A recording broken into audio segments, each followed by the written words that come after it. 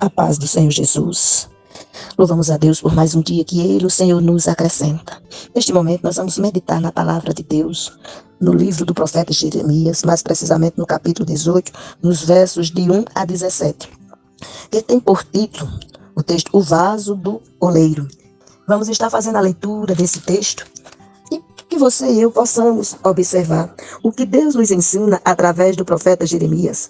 Diz a palavra do Senhor que veio a Jeremias dizendo: Dispõe-te e desce à casa do oleiro, e lá ouvirás as minhas palavras.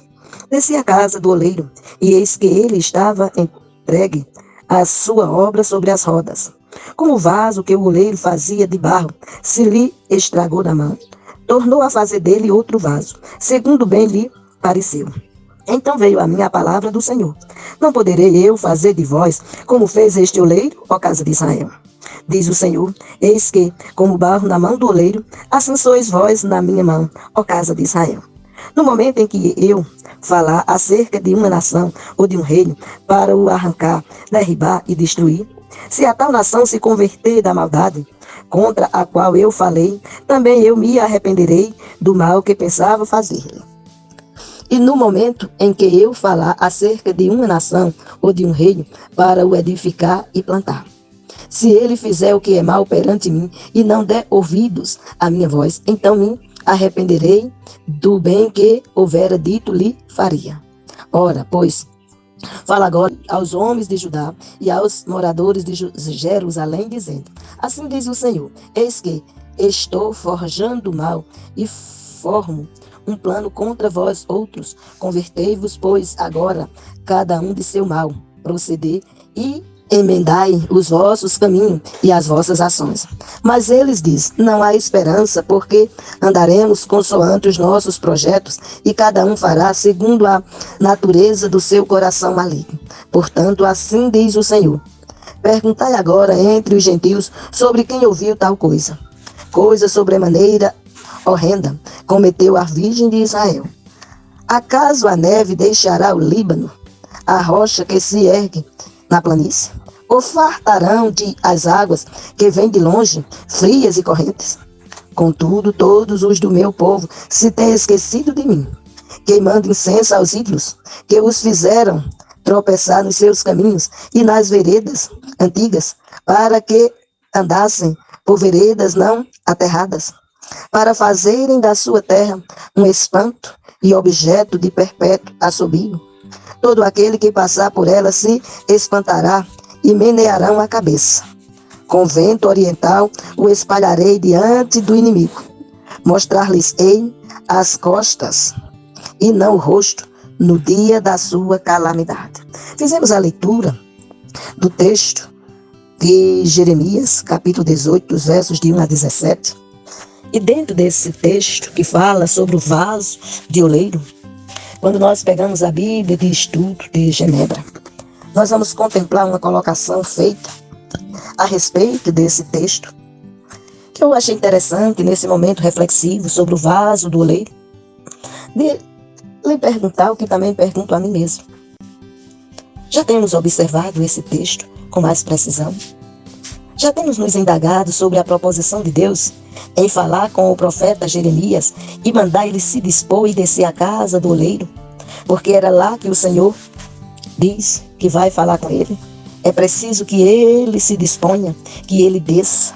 Você já tem descido no altar do Senhor para aprender do Senhor com o Senhor? Na Bíblia de Estudo de Genebra, falando a respeito dessa parte dos versículos de 1 a 17 que foram lidos, tem a seguinte colocação: na casa do oleiro. Nessa sessão, Jeremias observa um oleiro trabalhando e aprende como Deus trata com Israel e com outras nações. Comentando sobre o verso 2, que fala exatamente para ele descer à casa do oleiro, temos, ao que parece, um lugar situado no vale de Inom, aproximadamente próximo à entrada chamada de Porta do Oleiro. Daí a ordem para descer, para se dispor e ver o que acontecia naquele lugar. No verso 3 tem um destaque para rodas. 2 rodas de pedras encaixadas num eixo vertical. Para uma descrição desse método, você pode contemplar outras leituras, a exemplo do texto de Eclesiástico, um livro não canônico, mas que faz uma abordagem no capítulo 38, os versos 29 e 30, a respeito desta ação nas rodas. No verso 4 deste capítulo lido, vem um destaque a respeito de, segundo bem lhe parece, o oleiro tinha autonomia com respeito à obra de suas mãos. É ele quem está modelando o barro, fazendo o vaso. É ele quem está dando a forma. E é nesse momento que Jeremias observa toda essa ação. O fato de o primeiro vaso ter se estragado não significava necessariamente sua ruína definitiva, ou seja, deixar de existir. O vaso se caiu, esmagou-se, mas o oleiro pega aquele vaso quebrado, trabalha novamente este barro, tira dele todas as fagulhas que pudesse estragar o vaso novamente e agora dispõe-se a fazer um novo vaso. Quando você olha no texto, você vai contemplar no verso 5, que o verso 4 diz: como o vaso que o oleiro fazia de barro se lhe estragou, quebrou-se na mão dele, tornou a fazer dele outro vaso, segundo bem lhe pareceu. Você, olhando para a origem da criação do homem, você foi feito do barro, pois foi do barro que Deus fez Adão, modelou e depois soprou em suas narinas o Espírito e ele passou a ser alma vivente.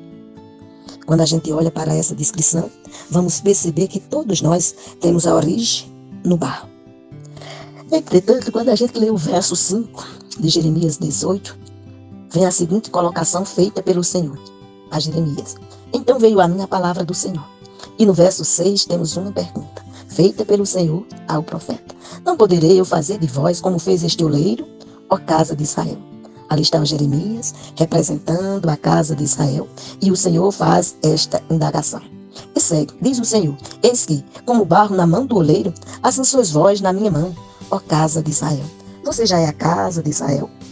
Com relação a essa expressão, ó casa de Israel, na Bíblia de Estudo de Genebra diz o seguinte: segue-se a analogia com Israel.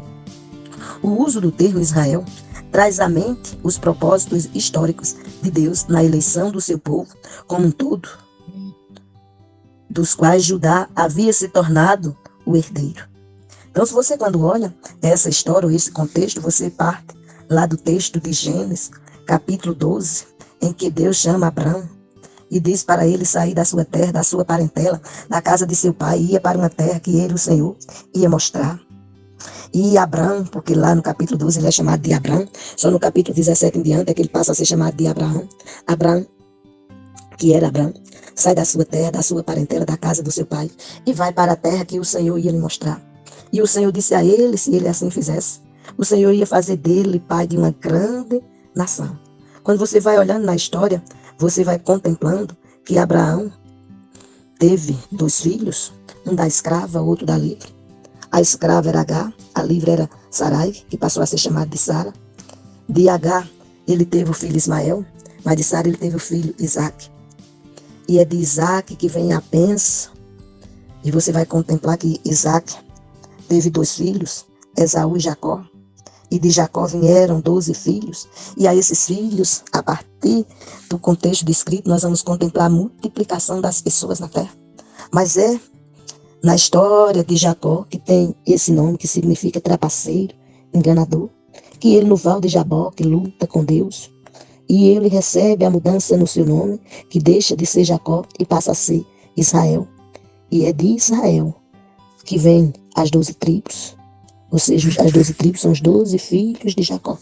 Então, quando você vê falar na casa de Israel, ou vê falar em Israel, está falando na descendência de Jacó, que deixou de ser Jacó e passou a ser chamado Israel. E assim você contempla aqui nesse texto o Senhor fazendo a pergunta se não pode trabalhar com Israel, assim como o oleiro trabalhou com o barro, modelou um novo vaso, ele pode modelar a todos nós. Basta tão somente a gente crer. Dos versos 7 ao verso 10, nós vamos contemplar uma descrição que apresenta a ilustração do oleiro. Se o Senhor anuncia a intenção de castigar ou abençoar uma nação, esse propósito pode ser revogado de acordo com a reação dessa nação. Julgamentos e bênçãos podem ser revertidos, diminuídos ou adiados. Você vai contemplar esse Êxodo, capítulo 32, verso 14, Juízes, capítulo 10, verso de 8 a 18, Segundas Crônicas, capítulo 12, versos de 1 a 12, Jeremias 3, 10. A mudança de intenção do oleiro, quem é o oleiro? Deus. Com base no arrependimento, não contradiz o caráter imutável dos decretos divinos, não.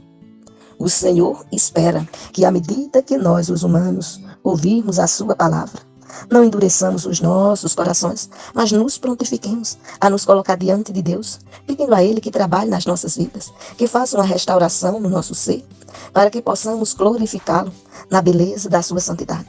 Porque quando a gente lê Isaías 43, 7, nós vamos contemplar que Deus nos criou para o louvor da sua glória. E Ele espera que a gente o glorifique em todas as ações que venhamos a realizar. Pois já nos ensinou o apóstolo Paulo, em 1 Coríntios 10, 31, que não é difícil de louvar, de glorificar, de exaltar o nome do Senhor. Pois diz o texto, quer comais, quer bebais, quer façais qualquer outra coisa, fazei tudo para a glória de Deus.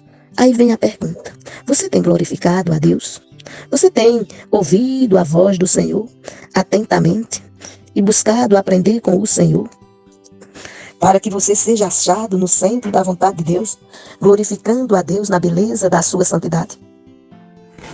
O Senhor espera que assim o façamos. Mas muitas das vezes nós temos nos afastado dele, temos nos prendido a nós mesmos e temos querido fazer tão somente a nossa própria vontade. Quero só te lembrar, assim como lembrar a mim mesmo, que boa é a vontade de Deus. Já nos diz o apóstolo Paulo em Romanos 12, que a vontade de Deus ela é boa, perfeita e agradável. E é dentro desse contexto que, olhando para a vontade de Deus, olhando para o mover e o agir de Deus, e com base nesse texto de Jeremias de 18, de 1 a 17, o vaso do oleiro, que eu faço mais uma pergunta. Você tem deixado ou permitido que Deus modele você para a glória dele? Você é um vaso de barro que Deus pretende modelar. Por isso ele nos chama a atenção para atentamente ouvir a sua voz e obedecer.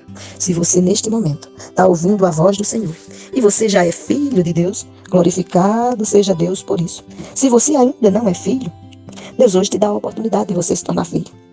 Se você fizer a pergunta, mas eu já sou filho, ou o contrário, eu ainda não sou filho, eu quero te dizer que lá no Evangelho de João, no capítulo 1, nos versos 11 e 12 desse texto, a palavra nos diz que Jesus veio para o que era seu e os seus não receberam. Mas a todos quanto receberam, deu-lhes o poder de serem feitos filhos de Deus, a saber os que creem no seu nome. Então só se torna filho aquele que crê em Deus através de Jesus Cristo. Pois ainda no Evangelho segundo João, capítulo 14, no verso 6, Jesus diz, eu sou o caminho, a verdade e a vida. Ninguém vem ao Pai a não ser por mim. Nenhum ser humano na face da terra pode se achegar a Deus se não for através de Jesus Cristo, porque Ele é o caminho, a verdade e a vida. Você quer ter vida eterna com Deus? Reconheça Jesus como Senhor e Salvador de sua vida. Se você já o reconhece, glorificado seja Deus por isso. Quando você vai observando na palavra, você vê que o Senhor fala claramente com o profeta. Convoca ele para descer à casa do oleiro. Convoca ele para observar o que acontecia na casa. Para observar como o oleiro trabalhava. O que aconteceu com o vaso. E depois faz a indagação, não poderei fazer eu de vós como fez este oleiro. Neste momento o Senhor também pode te modelar. Pode fazer de ti um instrumento vivo nas mãos dele. E assim você exaltar e glorificar ao Senhor. Veja que o Senhor, em João 3,16, diz o texto, porque Deus amou o mundo de tal maneira que deu seu Filho unigênito, para que todo aquele que nele crê não pereça, mas tenha a vida eterna. E não são poucos os que deixam de ouvir a voz do Senhor. Querem andar por conta própria, querem ser dono do seu próprio nariz. E esquece do ser soberano que criou todas as coisas, inclusive o homem. Então, o ser humano foi criado por Deus e foi criado para a glória de Deus. E aí vem a colocação, você tem glorificado a Deus? Ou você tem provocado a ira de Deus? Olha aqui em Jeremias, no capítulo 18, no verso 13, diz assim, portanto, assim diz o Senhor. Perguntai agora entre os gentios sobre quem ouviu tal coisa. Coisa sobremaneira horrenda, cometeu a Virgem de Israel. Aí vai fazendo a colocação, acaso a neve deixará o Líbano? A rocha que se ergue na planície? Ou faltarão as águas que vêm de longe, frias e correntes? Contudo, todos os do meu povo se têm esquecido de mim, queimando incenso aos ídolos, que os fizeram tropeçar nos seus caminhos e nas veredas antigas, para que andassem por veredas não aterradas, para fazerem da sua terra um espanto e objeto de perpétuo assobio. Todo aquele que passar por ela se espantará e meneará a cabeça. E fecha o texto dizendo: com vento oriental o espalharei diante do inimigo, mostrar-lhe-ei as costas e não o rosto, no dia da sua calamidade. Você já está pronto para a vinda do Senhor? Aquele que disse lá na cruz que tudo estava consumado, que ele entregava ao Senhor, seja ao Pai, o seu Espírito, e isto em favor de todo aquele que nele crê. Você tem crido em Deus através de Jesus para ser lapidado ou trabalhado pelo Senhor, assim como o oleiro trabalhou com aquele vaso que se quebrou e que ele pegou o barro novamente, modelou e fez um novo vaso? Você já foi modelado pelo Senhor e já é um novo vaso? Se você ainda não é um novo vaso, o Senhor hoje espera que você se prontifique nas mãos dele e seja para a glória de Deus um novo vaso. Se você já é um novo vaso, glorificado seja Deus por isso. E assim anuncia a outros, para que outros tenham a oportunidade de se tornarem filhos, assim como você se tornou. Porque o Senhor manda que a gente vá e anuncie as boas novas de salvação a todos aqueles que caminham sem Deus e sem salvação.